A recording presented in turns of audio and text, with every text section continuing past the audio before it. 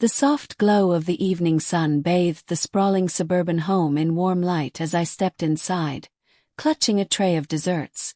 It was my sister Lauren's idea to host a family dinner, a tradition she cherished to keep us close. I had always admired her. Charismatic, confident, and happily married to James, a man who seemed to mirror her in every way. They were the kind of couple people envied, perfectly in sync, their laughter filling any room they entered. I set the tray on the kitchen counter and took a moment to observe them from afar. Lauren was fussing over the centerpiece while James helped her, his hand brushing hers as they exchanged playful smiles. Watching them stirred a pang of envy I refused to admit even to myself. My life, by comparison, felt flat. No husband, no thrilling career, just a quiet routine that sometimes left me feeling like a shadow beside Lauren's brilliance. Dinner passed with the usual chatter, punctuated by moments of nostalgia and laughter.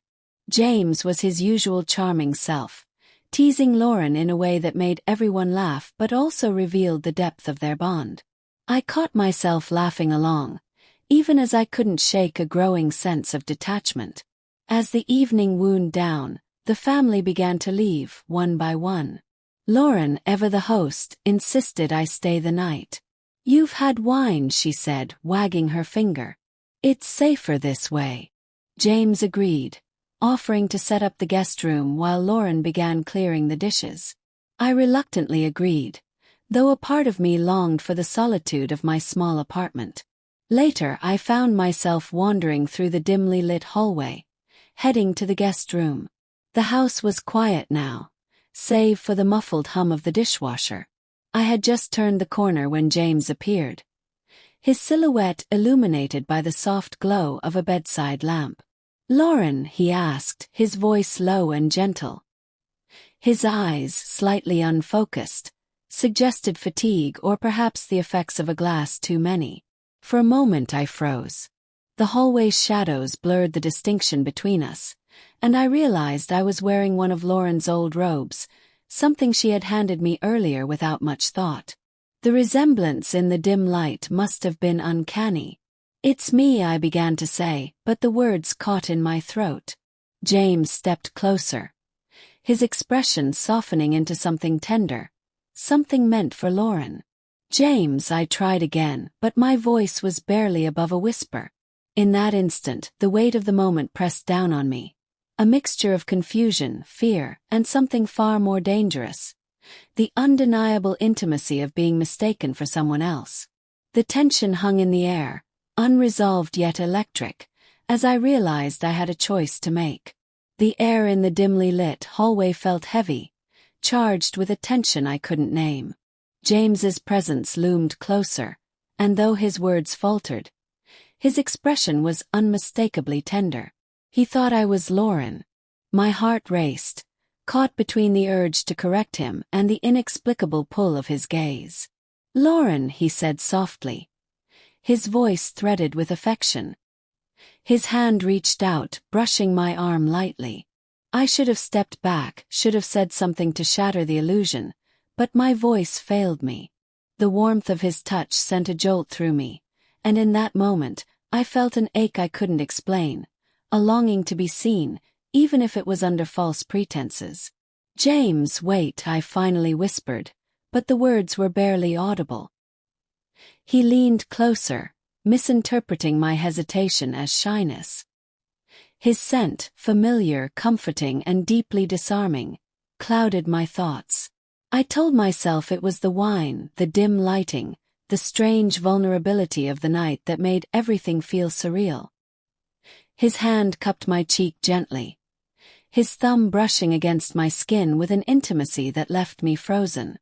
"I love you," he murmured, his tone so sincere it made my chest tighten. How many times had I envied Lauren for having someone who adored her so completely? Now, standing here, I felt the weight of a connection I had no right to claim. "James, this is wrong," I managed, stepping back slightly. My voice wavered, the words clashing against the conflicting emotions inside me. But his gaze, soft and unwavering, pleaded for something I wasn't sure I could refuse. He took my hesitation as permission, closing the space between us. His lips brushed mine, tentative, searching. It wasn't rough or urgent. It was tender, achingly slow, as if he was savoring every second. My mind screamed at me to stop, to push him away, to end this before it went any further. But my body betrayed me, responding to the warmth of his touch, the gentleness of his embrace. For a fleeting moment, I gave in, letting myself be pulled into a world that wasn't mine. I felt the weight of his arms around me, the way he held me as if I were the only person that mattered. But the illusion shattered as quickly as it had formed. "James," I said more firmly this time, breaking away. The realization hit him like a thunderclap, his expression shifting from confusion to horror. He stepped back, his hands dropping to his sides as he stared at me, the truth dawning on him. I thought," he stammered, his voice barely audible. "I know," I replied, unable to meet his eyes. The gravity of what had just happened hung between us, unspoken but undeniable. The silence that followed was deafening, a chasm neither of us dared to cross. Finally, without another word, I turned and walked away, leaving him standing there in the shadows. The morning light was unforgiving, flooding the guest room with clarity I didn't want. My thoughts felt like broken glass, sharp and scattered.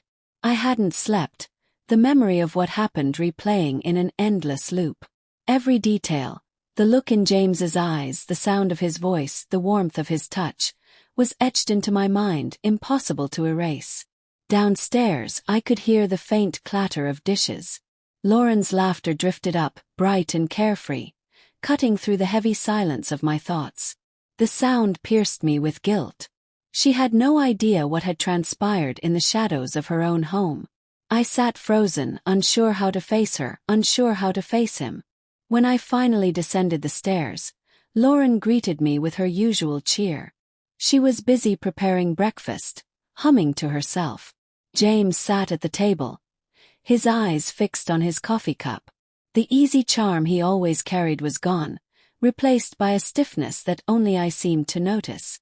"Morning," Lauren said, turning to smile at me. "James is a little grumpy today. He must have slept wrong." She laughed, oblivious to the tension between us. I forced a smile, my heart pounding as I met James's gaze. It was fleeting, a flash of guilt and desperation before he quickly looked away. The weight of our shared secret hung between us, silent but suffocating. Throughout breakfast, I barely spoke, my appetite gone. Lauren didn't seem to notice, too busy recounting stories from last night and making plans for the day. James, on the other hand, was unusually quiet, answering her questions with curt nods and murmurs. Afterward, as Lauren stepped out to run errands, the silence between James and me became unbearable. He lingered in the kitchen, his movements tense and deliberate. I knew we couldn't avoid the conversation forever. "We need to talk," he said finally, his voice low. I nodded, following him to the back porch, where the morning air felt crisp and cold against my skin. "What happened last night?" he began, but his words trailed off. He ran a hand through his hair, his frustration evident. "It was a mistake. A terrible mistake. I thought you were Lauren. I would never." "I know," I interrupted, my voice trembling. "I know you didn't mean for it to happen. Neither did I." He looked at me then, his expression pained. "We can't tell her. It would destroy her." His words felt like a blow, even though I had expected them. He was right, of course. The truth would shatter Lauren's world, and I couldn't bear to be the one to inflict that kind of pain. "But how do we move on?" I asked, my voice barely above a whisper. He didn't answer, and the silence that followed was deafening. As I turned to leave, his voice stopped me. "I'll stay away from you. For her sake." I nodded, unable to respond.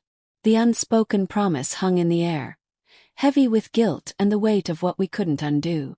Days passed, but the weight of that night lingered like a shadow that wouldn't lift.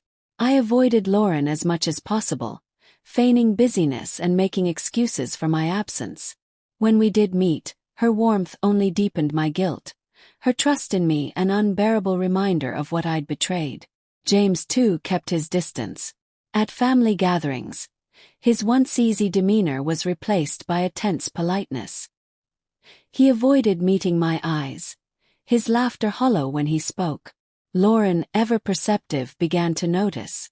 "Is everything okay between you and James?" she asked one evening, her tone casual but her gaze searching.